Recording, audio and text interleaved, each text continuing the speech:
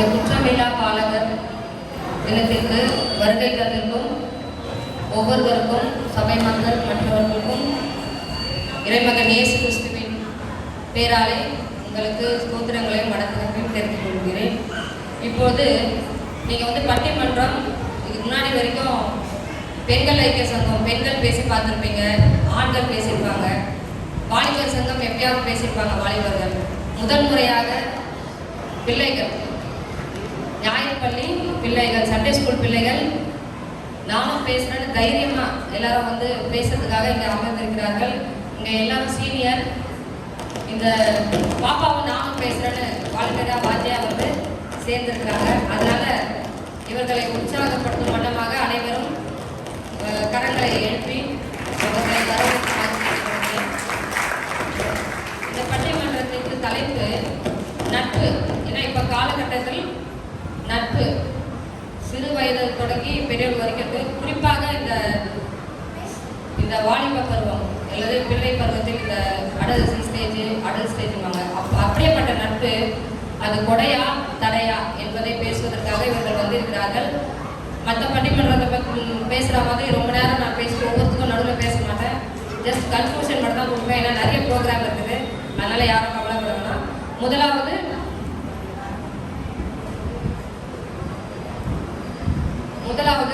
நட்பு கொடையா என்ற தலைப்பில் பேசுவதற்கு மிராக்கிள் அவர்கள் இப்பொழுது உங்கள் மத்தியிலே பேசுவார்கள்.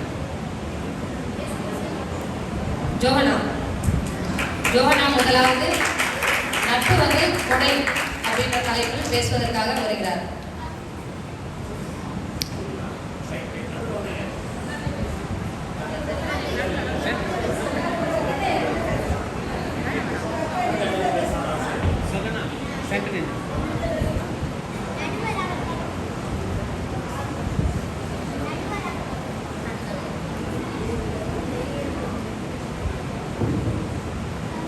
நடுவர் அவர்களுக்கும் சபை மக்களுக்கும் என் இனிய வணக்கத்தை தெரிவித்துக் கொள்கிறேன். நட்பு என்பது கொடை என்ற அணியிலிருந்து பேச வந்துள்ளேன். நட்பு என்பது தவறு கிடையாது. ஆனால் நாம் எப்படிப்பட்டவர்களுடன் நட்பு கொள்ள வேண்டும் என்பது முக்கியம். இதை பற்றி வேதாகமம் என்ன கூறுகிறது என்றால், நீதிமொழிகள் 18ஆம் அதிகாரம் 24ஆம் வசனம், சிநேகிதர் உள்ளவன் சிநேகம் பாராட்ட வேண்டும், சகோதரனும் அதிக சொந்தமாய் சிநேகிப்பவனும் உண்டு. மற்றும் யோவான் 15ஆம் அதிகாரம் 13ஆம் வசனம், ஒருவன் தன் சிநேகிதருக்காக தன் ஜீவனே கொடுக்கிற அன்பிலும் அதிகமான அன்பு ஒருவனிடத்திலும் இல்லை. மற்றும் யோவான் 15ஆம் அதிகாரம் 15ஆம் வசனம், இதை இயேசு சீஷர்களிடம் கூறுகிறார், இனி நான் உங்களை ஊழியக்காரர் என்று சொல்லுகிறதில்லை, ஊழியக்காரன் தன் எஜமான் செய்கிறதை அறிய மாட்டான், நான் உங்களை சிநேகிதர் என்றேன், ஏனெனில் என் பிதாவினிடத்தில் நான் கேள்விப்பட்ட எல்லாவற்றையும் உங்களுக்கு அறிவித்தேன் என்று இயேசு கிறிஸ்து அவர்களுடைய சீஷர்களிடம் சொல்லுகிறார். மற்றும் நட்பில் நாம் எப்படிப்பட்டவர்களுடன் நட்பு கொள்ள வேண்டும் என்றால், நற்பண்புகள் உடையவரோடு நட்பு கொள்ள வேண்டும். அதாவது நம் எல்லோருக்கும் ஆசார கோவையை பற்றி தெரியும், அது கூறும் 8 வித்துக்களை பற்றியும் நமக்கு தெரியும். அதில் ஒன்றுதான் நற்பண்புகள் உடையவரோடு நட்பு கொள்ள வேண்டும். ஆசார கோவை என்றால் நம் வாழ்க்கைக்கு தேவையான ஆசாரங்களை, அதாவது ஒழுக்கங்களை கற்றுத்தரும் ஒரு நீதி நூல். அது 11 கீழ்கணக்கு நூல்களில் ஒன்றாகும். மற்றும் இதை பற்றி திருக்குறளிலும் கூறுகிறார்கள், உடுக்க இழந்தவன் கை போல அங்கே இடுக்கண் களைவதாம் நட்பு. இந்த குறளின் பொருள் என்னவென்றால், நம் உடை நெகிழ்ந்தால் அதை சரி செய்ய நம் கை ஓடுகிறது. அதே போல்தான் நமக்கு ஏதாவது ஒரு பிரச்சனை என்றால் அதை சரி செய்ய நம் நண்பன் ஓடி வருவான். மற்றும் இதை பற்றி நம் யோபுவின் கதையிலும் படிக்கிறோம். யோபுவின் நண்பர்கள் எலிபாஸ், சோபார், பில்தார், இவர்கள் 3 பேரும் யோபுவை காண வந்தார்கள். அப்பொழுது யோபு உரு தெரியாமல் இருந்தாலும் அவர்கள் யோபுவுடன் 7 இரவு 7 பகல் இருந்தார்கள். இதுதான் உண்மையான நட்பு. ஒரு சிறிய எடுத்துக்காட்டு கூறுகிறேன். நட்பு என்பது கடவுள் கொடுத்த கொடை மட்டுமல்ல, குடையும் தான். ஒரு சிறிய எடுத்துக்காட்டு கூறுகிறேன். குடைதான் நம் நண்பர்கள், மனைதான் நற்பண்புகள் இல்லாதவர்கள். அந்த குடையில் சிறிய ஓட்டை இருந்தாலும் நற்பண்புகள் இல்லாதவர்கள் உள்ளே வர தடங்கி விடுவார்கள். அதனால் நம் நற்பண்புகள் உடையவரோடே நட்பு கொள்ள வேண்டும். ஒரு சிறிய கதை கூறுகிறேன். என் நட்பை வரைய நினைத்தேன், ஆனால் வரைய முடியவில்லை.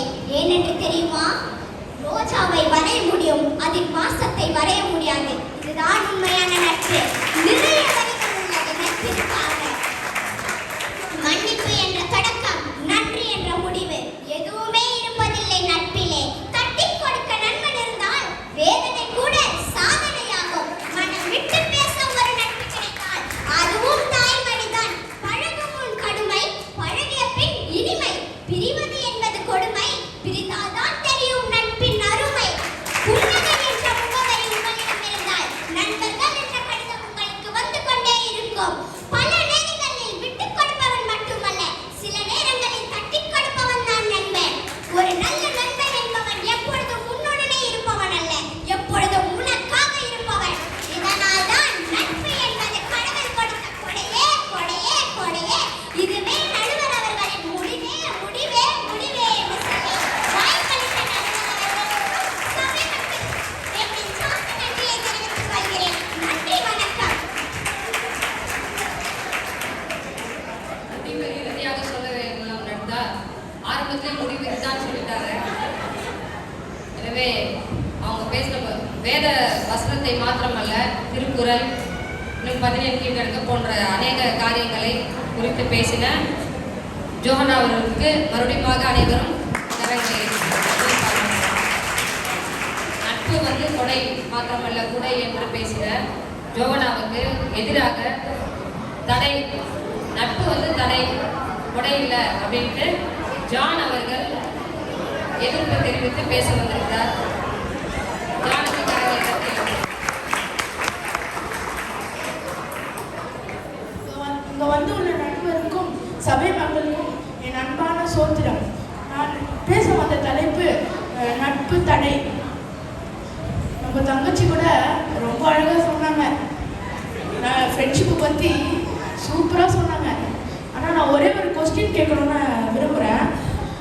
உங்கள் அம்மா கிட்ட போய் இந்த மாதிரி என் ஃப்ரெண்டு இந்த மாதிரி அடிச்சுட்டா, நான் வந்து இந்த மாதிரி விட்டுட்டா, எக்ஸட்ரா எக்ஸட்ரா, அது மாதிரி சொல்லியிருக்கீங்களா? யாராச்சும் எல்லாரும் சொல்லியிருக்கீங்கள? பார்த்துங்க. அப்போ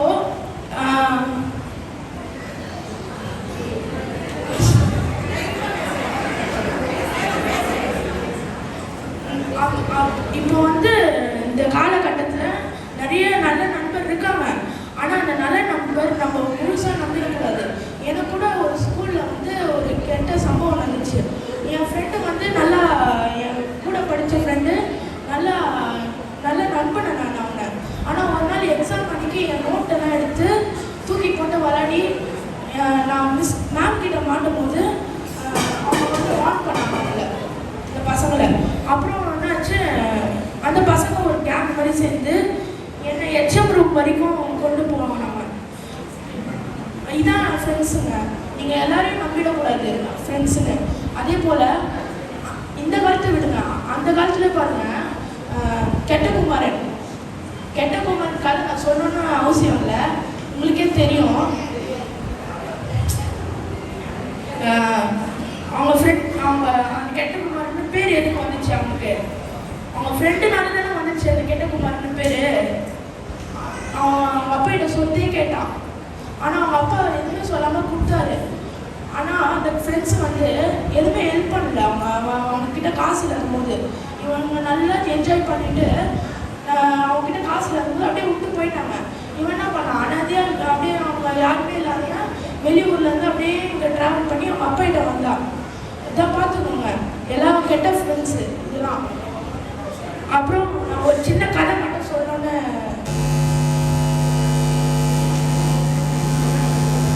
நான் ஒரு சின்ன கதை சொல்ல போகிறேன். ஒரு ஊரில் 2 பசங்க இருந்தாங்களாம். அந்த 2 பசங்க ரொம்ப திக் ஃப்ரெண்ட்ஸாக. ஒரு நாள் அவங்க அம்மா கிட்ட போய் நான் இந்த மாதிரி திருவிழாவுக்கு போகிறேன், எனக்கு கொஞ்சம் காசு தரீங்களாமான்னு கேட்டாங்களாம். அவங்க அம்மாவும் காசு தரேன்ப்பா, ஓகே நீங்கள் போயிட்டு வாங்கினாங்களாம். அவங்களாம் போயிட்டு லேட் ஆயிடுச்சு, ரொம்ப நைட் இருட்டாயிடுச்சு. அவங்க தங்கத்துக்கு இடம் இல்லை. அப்புறம் ஒரு வெளிச்சமான இடத்துல போய் ஓரமாக ஒதுக்குனாங்க. திடீர்னு ஒரு கரடி வந்து துரத்துச்சான். திடீர்னு ஒரு கரடி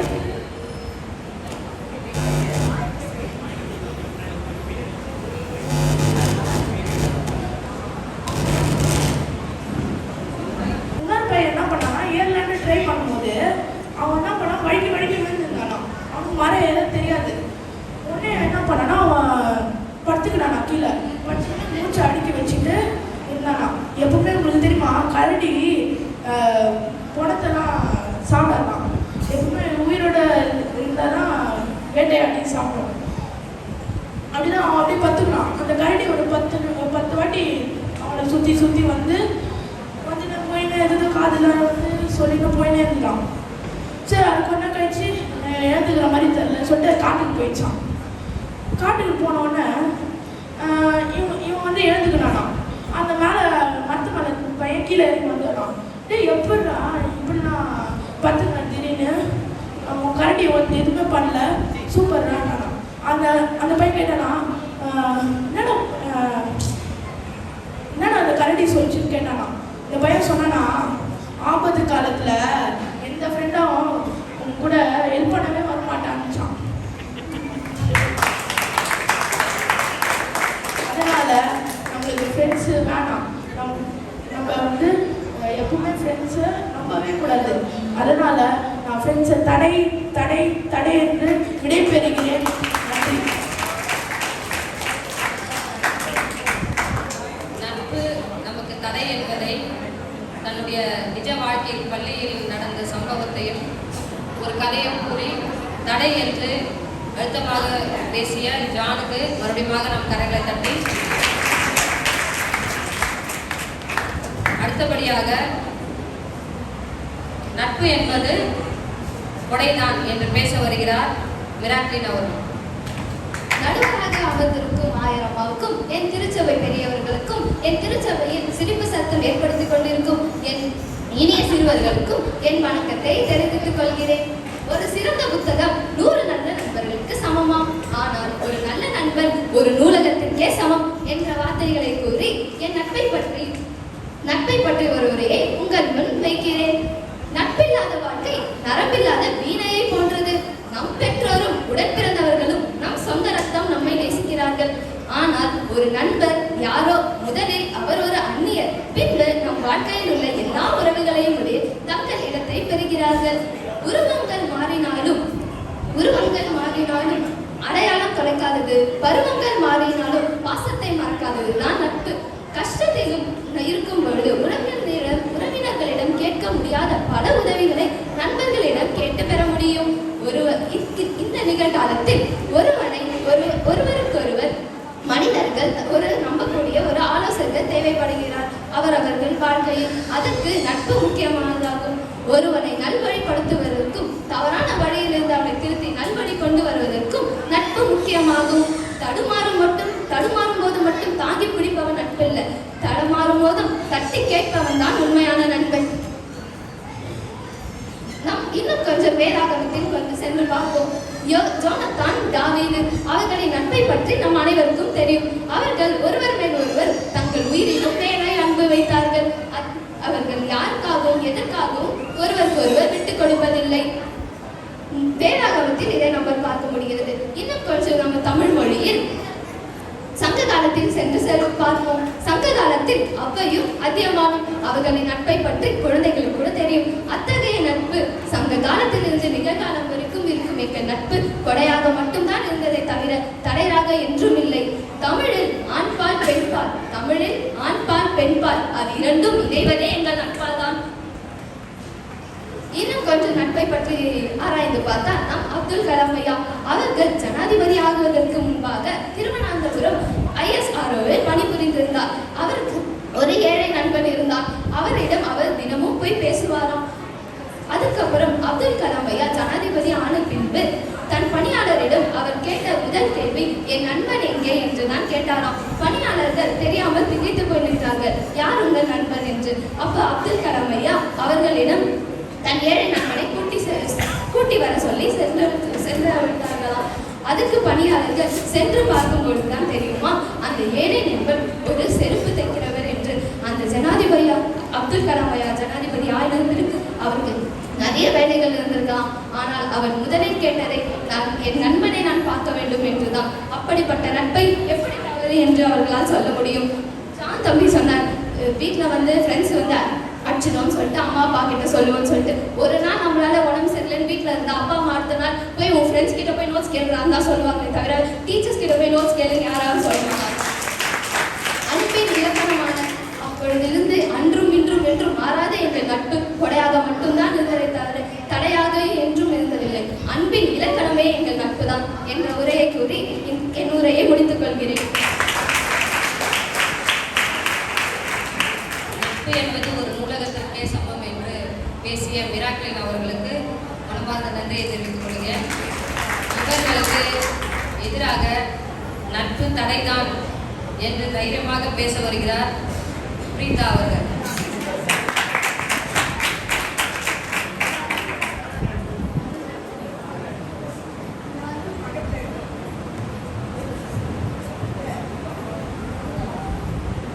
வந்துள்ள ஆயிரமாக்கும் சபை மக்களுக்கும் என் சோதரத்தை தெரிவித்துக் கொள்கிறேன். நான் பேசப் போகிற தலைப்பு நட்பே தடை. வஞ்சகத்தை நெஞ்சில் வைத்து பொய்யாக பேசும் நண்பர்கள் நட்சிக்கு சமம். இப்போ நம்ம தங்கச்சி அழகா சொன்னாங்க, நம்ம நண்பர்கள் தோலை தட்டி கொடுப்பாங்கன்னு. ஆனா தோலை எங்க தட்டி கொடுக்குறாங்க? கெட்ட பழக்கத்தையும் கெட்ட விஷயங்களை தானே தட்டி கொடுக்குறாங்க. அதே மாதிரி நம்ம நிறைய ரகசியங்களை போய் நம்ம நண்பர்கள் கிட்ட சொல்லுவோம். அவங்க திடீர்னு ஒரு சண்டே ஆனா என்ன பண்ணுவாங்க தெரியுமா? அப்படியே போயிட்டு எல்லாருக்கிட்டையும் சொல்லிடுவாங்க. சொல்லிட்டு என்ன பண்ணுவாங்க? அவங்க வந்து அதை சிரிச்சு கேலி பண்ணி சிரிப்பாங்க. எனக்கும் அந்த மாதிரி என் ஸ்கூல்ல நடந்திருக்கு.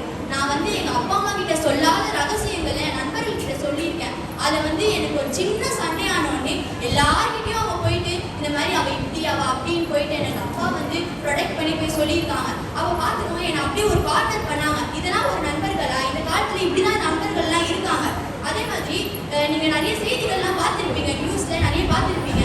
இங்க நம்ம அருகில் இருக்கிற ஒரு இடத்துல தான் 19 வயசு கல்லூரி மாணவன் வந்து ஆலயத்துக்கு போகலாம் வரும்போது அவங்க ஃப்ரெண்ட்ஸ் வந்து கால் பண்ணி மச்சான் வாடா நம்ம கிரிக்கெட் விளையாட போகலாம் அப்படின்னு சொல்லியிருக்காங்க.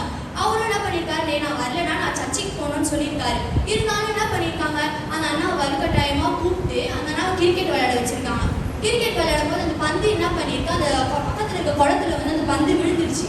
அப்போ விழும்போது என்ன ஆச்சு, யாருமே போய் எடுக்கல. நீ எடுறா சும்மா அப்படின்னு போய் சொல்லியிருக்காங்க. அப்போ அந்த அண்ணாவும் போய் அந்த பந்து எடுக்கும்போது அவர் உயிர் தடுமாறி அவர் உயிரே போயிடுச்சு. அப்போ அந்த நண்பர்கள் அந்த உயிரை தர முடியுமா? முடியாதுல்ல. அவர்லாம் அந்த போன உயிரை இப்ப பெற்றோர்களுக்கு யார் அந்த உயிரை தருவா? தர மாட்டாங்க. அதே மாதிரிதான் ஏசப்பா காலகட்டத்துல கூட அந்த 12 சீஷர்கள் வந்து அவர்கள் சேகிதர்கள் போல நண்பர்கள் போலதான் இருந்தாங்க. ஆனா அதுல ஒருத்தனா ஏசப்பாவை காட்டி கொடுத்தான். அது யாருக்கு உங்களுக்கே தெரியும், யூதாஸ். அவன் வந்து ஒரு 30 வெள்ளிக்காசுக்கு கோசம் தான் அவன் காட்டி கொடுத்துருக்கான். அப்ப பாத்துக்கோங்க, ஏசப்பா கூடவே இருந்தவன் அப்படி காட்டி கொடுப்பானா உங்க நண்பர் உங்களை காட்டி கொடுக்க மாட்டானா? நண்பர்களை காட்டி கொடுக்க மாட்டானா? அதே மாதிரி நாங்க அப்புறம் வந்து ஒரு காக்கா வந்து அடிபட்டுச்சுன்னு வச்சுக்கோங்களேன். அந்த காக்கா கூட்டமே சேர்ந்துரும். ஒரு நாய்க்கு அடிபட்டுச்சு வச்சுக்கோங்களேன், அந்த நாயோட கூட்ட நண்பர்கள்லாம் சேர்ந்துரும். ஆனா மனுஷர்களுக்கு ஒரு அடிபட்டுச்சுன்னு வச்சுக்கோங்களேன், எல்லாரும் வீடியோ எடுத்து இன்ஸ்டாலையும் ஃபேஸ்புக்லயும் போட்டு ட்ரெண்டிங்ஸ் அழுவாங்க. அதான் இந்த காலத்து நட்பு. இந்த காலத்து நட்பு வந்து தேவையே இல்லை, தடைதான் என்று இதை உரையாடலை முடிச்சு கொள்ள வேண்டும்.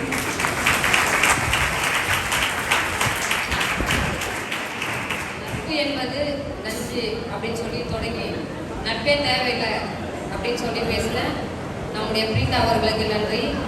இவர்களுக்கு எதிராக நட்பு என்பது கொடைதான் என்று இறுதியாக எல்லாரையும் தாக்கி பேச வருகிறார் திரு பிரேம் அவர்கள். இங்கு நடுவர் அவர்களுக்கும் ஆயர் அவர்களுக்கும் சபை மக்கள் அவர்களுக்கும் என் இனிய வணக்கங்கள்.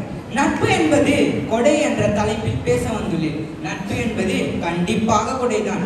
இந்த வார்த்தையை நீங்கள் கவனிக்க வேண்டும் நடுவர் அவர்களே. கெட்ட நண்பர்கள் என்று பேசுகிறார்கள். சொல்லும் பொழுது அவர்கள் கெட்ட நண்பர்களிடம் போனதுனால தான் என்னுடைய நோட்டு புக்கு தூக்கி போட்டாங்க, எனக்கு அடிபட்டுச்சு, எங்க மம்மி கிட்ட சொன்னேன் அப்படி சொல்றாங்க. அப்ப கெட்ட நண்பர்களோடு கூட போய் சேர்ந்தா அவங்களுக்கு நட்பு சாபமா தான் தெரியும் கண்டிப்பா. ஏன்னா அவங்க கெட்ட நட்பை வந்து தேடி போறாங்க. அதே மாதிரி இப்ப 1000 நல்ல பழங்கள் இருக்கிற இடத்துல 1-2 கெட்ட பழங்கள் இருக்கதான் செய்யும். அதை நம்ம எப்படி தேர்ந்தெடுத்து எடுக்கிறோம், அந்த மாதிரி நல்ல பழங்களை தேர்ந்தெடுத்து எடுக்கிறது போல நல்ல நட்பை தேர்ந்தெடுங்க. இதை வந்து ஒரு எக்ஸாம்பிள்ல பார்க்கலாம். விதை விதைக்கிறவன் கதையே எடுத்துக்கோங்க. அவருடைய விதைகள் 4 விதமான இடத்துல விழுது. நல்ல நிலத்துல விழுது, முச்செடியில விழுது, பாறை மீது விழுது, அதுக்கப்புறம் வழி அறிக்கை விழுது. இதுல இருந்து 2 நம்ம மட்டும் எடுத்துக்கலாம். நல்ல நிலத்தில் போட்டப்பட்ட விதைகள் செழிப்பாயி 30, 60, 100 பலன் தந்துச்சு. அது போல நல்ல நண்பர்கள் தொடர்ந்துடன் தான் நம்மளும் செழித்து 30 60 முழுமை பலன் கொடுக்கும். அதுவே முச்செடி அருகே விடப்பட்ட விதை வளர முடியாம நெருக்கப்பட்டது. அது போல கெட்ட நண்பர்களிடம் விடப்பட்ட விதைகள் நெருக்க தான் போடுவாங்க.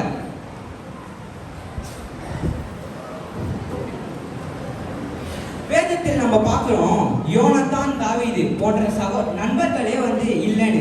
1 சாமுவேல் 20ஆம் அதிகாரம் படித்து பாருங்க, அப்போ தெரியும் நட்புனா என்னன்னு. இப்பொழுது பெற்றோரே எல்லாரும் நண்பன் மாதிரி பழகுங்க, நட்பன் மாதிரி பழகுங்க. ஏன்னா பெற்றோர்கிட்ட விட நண்பர்கள் கிட்ட தான் நிறைய விஷயத்தை பகிர்ந்து கொள்கிறார்கள். நட்பு என்பது ஒருவன் வாழ்க்கைக்கு அழகு சேர்க்கும் மணிகலன் ஆகும். அப்துல் கலாம் கூறியதை எனது தங்கை கூறினார்கள். One book is equal to 100 friends, but one good friend is equal to a library. நட்பு என்றால் என்னவென்று சொல்கிறேன் கேளுங்கள். உண்மையின் உறவு, மகிழ்ச்சியின் மூலாதாரம், ஆறுதல் மற்றும் உதவி, நம்பிக்கையின் அடையாளம். கஷ்டம், நஷ்டம், துன்பம், துயரம், வேதனை, சாபம், கோபம் எது இருந்தாலும் நான் உன்னுடன் இருக்கிறேன் என்பதுதான் நட்பு.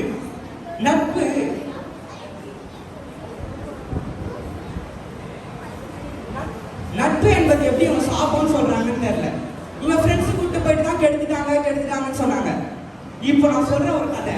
அமெரிக்கால ஒரு 23 வயசு பெண்மணி, அவங்களுக்கு 23 வயசு பெண்மணி, அவங்களுக்கு காலேஜ் முடிக்கிற அந்த டைம், ரொபோட்டிக்ஸ் படிச்சுட்டு இருக்காங்க. காலேஜ் முடிக்கிற அந்த டைம் அவங்களுக்கு கை கால் வாய் செயலிழந்து போயிடுச்சு. மடமுடிந்து போய் வீட்டில் உட்காந்துருந்தாங்க. அப்போ ஒரே ஒரு நண்பன் தட்டி கொடுத்தான், நீ இதை செய்யடா அப்படின்னு. அப்படி செய்ய சொல்லும் போதே அவங்க ஒரு ரோபோ கண்டுபிடிக்கிறாங்க. வெறும் அவருடைய கண் இமைகளை மட்டும் அசைத்து அந்த வீடு முழுவதையும் கட்டுப்படுத்துற மாதிரி ஒரு ரோபோ கண்டுபிடிக்கிறாங்க. கை கால் போச்சு, இழந்து விட்டார்கள். ஆனால் நண்பர் தட்டி கொடுத்ததனால் அதுவே சாதனையாக மாறியது. வேதம் சொல்லுகிறது, தேடுங்கள் கண்டடைவீர்கள். அதை போல நானும் சொல்லுகிறேன், கண்டிப்பாக நட்பை நீங்கள் எல்லாரும் கண்டடைவீர்கள்.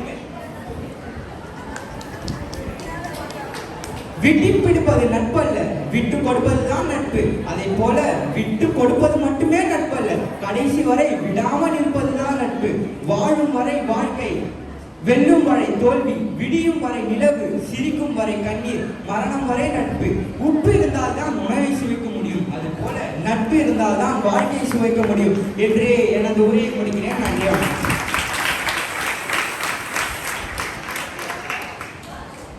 நட்பு என்பது கொடைதான் என்று அழுத்தம் திருத்தமாக பேசிய பிரைட் அவர்களுக்கு நன்றி. இவர்களுக்கு மூவரும் இந்த கொடைக்காக பேசிய இந்த மூவரையும் தாக்கி பேச வருகிறார் திரு ராஜ் கபூர் அவர்கள்.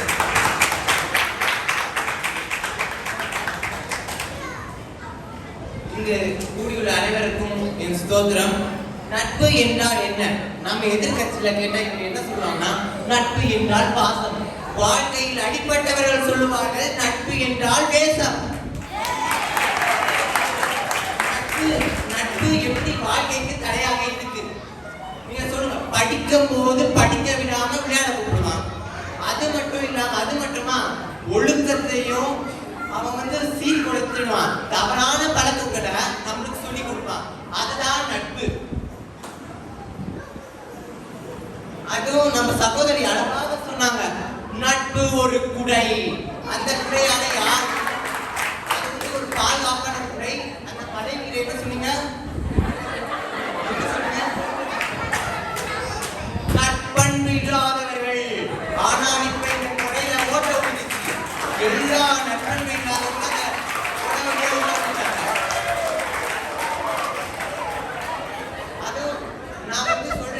நட்புல நல்லது கெட்டதெல்லாம் ஒண்ணும் இல்ல. நட்புனா நட்புதான், அது ஒரு தடைதான். இதோ இவங்க சொல்றாங்க, அதோ இது நல்ல நட்பை தேடுங்க, நல்ல நட்பை தேடுங்கன்னு சொல்றாங்க. இப்ப 100 பழம் இருக்கு, அந்த 100 பழத்தை பார்க்க அழகாக இருக்கும் வெளியில பார்க்க.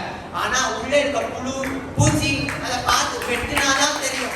மேல பார்க்க ஒன்றும் தெரியாது. அதுதான் நட்பு. எப்படி நல்ல நண்பரை தேர்ந்தெடுக்க முடியும்? நீங்களே சொல்லுங்க, எப்படி நல்ல நண்பரை தேர்ந்தெடுக்க முடியும்? அதெல்லாம் முடியாது. இவங்க சொல்றாங்க, நல்ல நம்ம சகோதரர் என்ன சொல்றாருன்னா, விதைகள் நல்ல நேரத்துல விழுந்த விதைகள் நல்லா செழித்து வளர்ந்துச்சுன்னு சொல்றாங்க. அதாவது முள் செடிகள்ல விழுந்த விதைகள் விதைக்காம போச்சுன்னு சொல்றாங்க. விதைகள் தான் நீங்க ஒருவரும். அந்த நல்ல நிலம் இருக்குல்ல, நல்ல நிலமும் அந்த முள் நிலமும் தான் உங்களோட நண்பர்கள்.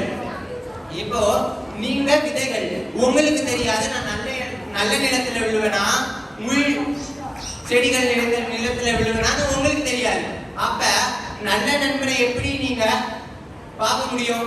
எப்படி நல்ல நண்பன் கூட நீங்க சேர முடியும்? முடியவே முடியாது.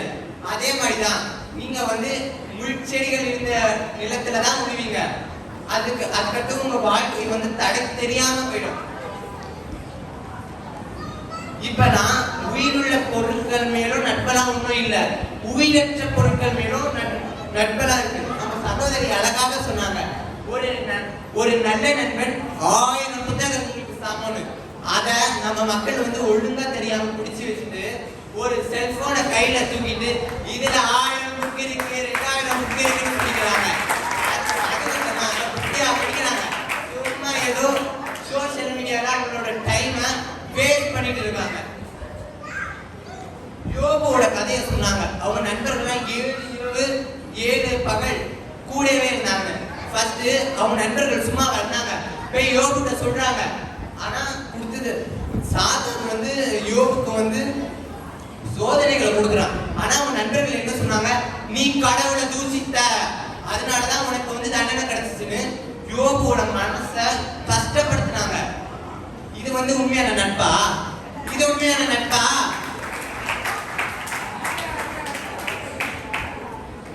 இப்ப நல்ல நட்பு கிட்ட சேர்ந்தவங்க நல்லவங்கள ஆகுறதும் இல்ல, தீய நட்பு கூட சேர்றதும் தீய ஆகுறதும் இல்ல. தீதும் நன்றும் விரதர வாரா.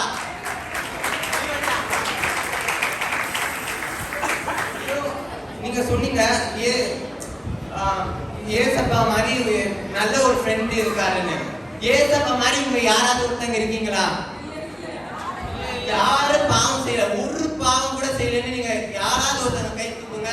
நான் சொல்றேன் நட்பு கொடைன்னு நான் சொல்லிடுவேன். ஒருத்தங்க கை தூக்குங்க. முடியாது. யாரும் இந்த உலகத்துல பாவமும் செய்யல. மனுஷனா பிறந்தா பாவம் செய்வான்.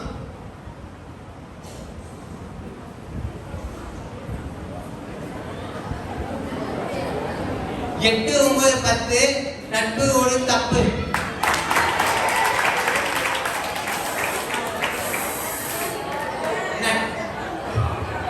நட்பு நம்ம வாழ்க்கைக்கு தடையாகதான் இருக்கும். நட்பு எனவே நட்பு நம் வாழ்க்கைக்கு தடை தடை தடை என்ற நல்ல தன்மை பிடிப்பீர்கள் என்று நம்பி நான் முடித்துக் கொள்கிறேன். நன்றி, வணக்கம்.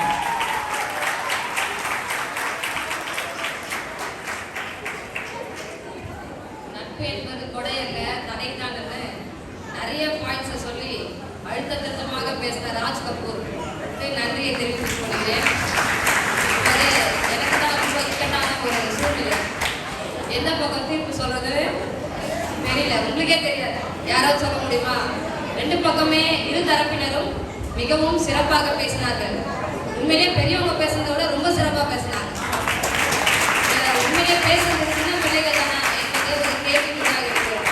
பெரியவங்க கூட இது பேச முடியுமான்னு தெரியல. ஸ்கிரிப்டை பார்க்காமே அவங்களோட பாடி லாங்குவேஜ், அவங்க கை காட்டி பேசுறது கொஞ்சம் விட்டா ஒரு நாடகம் நடத்திட்டாங்க. டான்ஸ் தான் ஆடுறாங்க. அதனால மறுபடியும் நான் கைகளை தட்டி அவர்களை எல்லாத்துக்குமே தெரியும். நட்பு என்பது கடவுளால் கொடுக்கப்பட்டது. ஒரு ஃப்ரெண்ட்ஷிப்ன்றது ரொம்ப முக்கியம் தான். கொடை.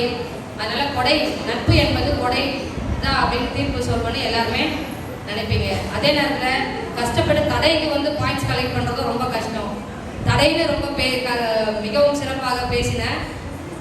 அன்னைக்கும் நான் நன்றி சேர்த்து பண்ணிக்கிறேன். நான் ராஜ் கபூர் நேற்று என்ன ஒரு வார்த்தை கேட்டார், ஆண்டி நீங்கள் நட்பு கொடைக்கான தீர்ப்பு கொடுப்பீங்க, எப்படி தடைக்கு போய் நீங்கள் கொடுப்பீங்க? நான் அவங்க பாசிட்டிவ் ஆச்சு நாங்கள் பேசுறதை வச்சு நீங்கள் கொடுப்பீங்களா? அதாவது அவங்க பேசுறதுக்கு பாயிண்ட்ஸ் போட்டு மார்க் போட்டு கொடுப்பீங்களா அப்படின்னு கேட்டார். அதனால் நட்பு கொடை அல்லது தடை அப்படின்னு மார்க் போட்டால் 2 பேருக்குமே சரிசமமாக தான் ஈக்குவலாக வரும். ஏன்னா நட்பு நம்ம பழகிற விதத்தை பொறுத்து இருக்கிறது. யார் கூட பழகிறோம், நல்லவங்களா கெட்டவங்களான்னு நம்மளால நிர்ணயிக்க முடியாது. ஒருவரோடு பழக பழக தான் தெரியும். இன்னும் கேட்டால் கடைசியில் கூட தெரியும் அவங்க உண்மையிலே நல்லவங்களா கெட்டவங்களா நம்மளால எதையுமே நம்மளால நிர்ணயிக்க முடியாது. எனவே அந்த நட்பு வந்து நம்ம எப்படி இருக்கணும்னா, நம்ம பழகிற அந்த சங்கீதம் முதலாம் வசனம், துன்மார்க்கருடைய ஆலோசனையில் நடவாமலும் பாவிகளுடைய வழியில் எல்லாரும் பரிசக்கார உட்காரம் என்று நட்புடைய வேதத்தில் பிரியமாய் இருந்து இரவும் பகலும் அவருடைய வேதத்தை தியானிக்கிற மனுஷன் பாக்கியவான். அப்போ அந்த வேதத்தை தியானிப்பதன் மூலம் ஆண்டவர் நம்மை நல்வழிப்படுத்துவார். யார் கூட பழகணும், எப்படி பழகணும். அதுக்காக இவங்களாம் கெட்டவங்களா இருப்பாங்க, அவங்க கூட பழகக்கூடாது அப்படின்றதுலாம் இல்லை. நட்பு தேவை. ஏன்னா ஆண்டவராக இயேசு கிறிஸ்துவுக்கு நண்பர்கள் இருந்தார்கள்னா ஒரு அநேக நண்பர்கள் இருந்தார்கள். இன்னும் கேட்டால் பாவிகளுக்கு தான் அவருக்கு நிறைய பழகினார். அவங்க தான் ஃப்ரெண்ட்ஸாக இருந்தாங்க. கரெக்டுங்களா? ஏன்னா அவருடைய 12 சீஷர்களில் அதில் ஒருவரான யூதாஸ் காரியத்தை இப்படி பண்ணுவான்னு ஆண்டவருக்கு முன்னாடியே தெரிஞ்சும் அவரோட பழகினார். எனவே பாவிகளை ரட்சிக்கதான் கிறிஸ்து இயேசு இந்த உலகத்தில் பிறந்தார். அதனால அவர் வந்து இவங்க கூட பழகணும்னு சொல்ல, நாம் பழகின மூலம் நம்முடைய கடமை. நம்ம கெட்ட நண்பர்களாக இருந்தாலும் நம்ம என்ன பண்ணோம், அவங்களுக்கு அறிவுரை கூடி அவங்களால முடிஞ்ச வரைக்கும் நம்ம திருத்தலாம். அவங்க கேட்டு திருந்தாதது அவர்களுடைய விருப்பம். எப்படி சுவிசேஷம் அறிவிப்பது நம்மால் கொடுக்கப்பட்ட அது ஒரு கடமை. அதே போல இதுவும் ஒரு சுவிசேஷம் தான். நம்மளோட ஃப்ரெண்ட்ஸுக்கு, பிள்ளைங்களுக்கு சொல்கிறேன், நீங்கள் ஃப்ரெண்ட்ஸு கூட பழகுறீங்க, அது ஒரு தப்பான காரியம் தான் செஞ்சால் நீங்கள் என்ன பண்ணணும், அவங்களுக்கு அட்வைஸ் பண்ணணும். அது அவங்க கேட்டு திருந்தாது இரண்டாவது. ஆனால் உங்களுடைய கடமை.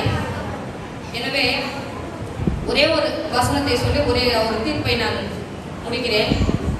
யோவான் 15:13 இவ்வாறாக கொடுக்கப்படுது, ஒருவன் தன் உயிரை நண்பனுக்காக தன் உயிரை கொடுப்பதிலும் சிறந்த அன்பு ஒருவரிடத்திலும் இல்லை அப்படின்னு கொடுக்கப்பட்டிருக்கு.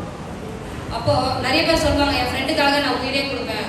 இன்னும் ஒரு சிலர் வந்து என் ஃப்ரெண்டுக்காக நான் வந்து உயிரை கொடுக்குறேன்னு சொல்றாங்க. சிலர் ஹார்ட்டே கொடுப்பேன்னுவாங்க, என் இதயத்தையே தருவேன். உண்மையிலே யாராவது தந்துருக்குறாங்களா? யாருமே யாருக்கும் தன்னுடைய இதயத்தை தர மாட்டாங்க. கீழ்ச்சி சும்மா இதயத்தை போடவும் முடியாது. அதே போல யாரும் உயிரை கொடுத்ததில்லை. ஆனா ஒருத்தர் கொடுத்தாரு. யாரு? நம்முடைய ஆண்டவராகிய இயேசு கிறிஸ்து சிலுவையில் நமக்காக தன் உயிரை கொடுத்தார். எனவே அவர் தான் என்னது? சிறந்த நண்பர். அப்படிப்பட்ட ஒரு நண்பரை நம் வாழ்க்கையில் சிறந்த நண்பராக வைக்கும் போது நாம் பழகும் நண்பர்கள் கண்டிப்பாக மாறுவார்கள். நான் ஒரு பாட்டு கூட ஒரே ஒரு லைன் பாடுறேன். ஐயா வந்து பாட்டெலாம் பாடாது அப்படின்னு சொன்னாரு. இது பாட்டு பாடுறதில்லை, அந்த தலைப்புக்கு ஒத்த ஒரே ஒரு லைனு. உயர்ந்த அன்பு எது? நண்பனுக்காக உயிரை தருவதுதான் அது சிறந்த அன்பு. அது மானிட பண்பு. தன்னை தந்த தலைவன் அந்த இறைவனே நல்ல நண்பன். உயர்ந்த அன்பு எது? எனவே இந்த உயர்ந்த அன்பு வந்து தன்னை தந்த தலைவன் யாரு? ஆண்டவராக இயேசு கிறிஸ்து. அவர் தான் சிறந்த நண்பர்.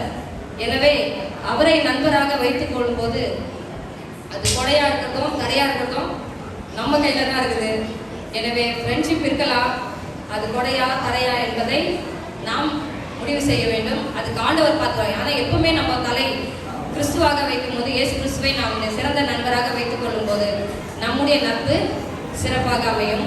பேசின ஒவ்வொருவருக்கும் என்னுடைய மனமார்ந்த நன்றியை சொல்கிறேன். நன்றி, வணக்கம்.